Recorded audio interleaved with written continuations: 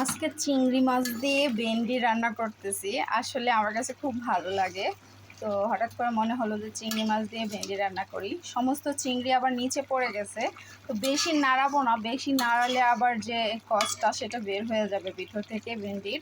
তো যাই হোক, কার কার ফেভারিট অবশ্যই জানাবেন এই তরকারিটা। আমার তো মোস্ট ফেভারিট, আমার সব কিছুই ভালো লাগে, তার মধ্যে ভেন্ডির তরকারিটা বেশি ভালো লাগে, ভেন্ডির ভাজিটাও ভালো লাগে। তো যাই হোক, আর আমার বেশি কিছু রান্না না আজকে।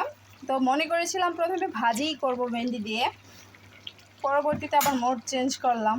ভাবলাম যে চিংড়ি মাছটা অনেক দিন ধরে রয়ে গেছে ফ্রিজে, চিংড়ি মাছটা দিয়ে ভেন্ডি দিয়ে রান্না করি।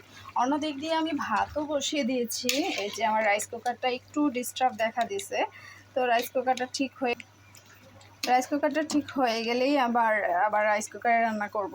তো যাই হোক, অন্যদিক দিয়ে আমি ডালও বসাইছি, ডাল এখনো হয় নাই, হবে মানে মাত্রই বসাইলাম আর কি, বলক আসলে আবার এটা ঢাকনা দিয়ে ডেকে দিব। এই যে, আর এই যে আমার রাইস কুকার নষ্ট, একেবারে অকেজ এখন। তো যাই হোক, সবাই ভালো থাকবেন, সুস্থ থাকবেন। চিংড়ি মাছগুলো নিচে পড়ে গেছে তো তাই দেখা যাচ্ছে না।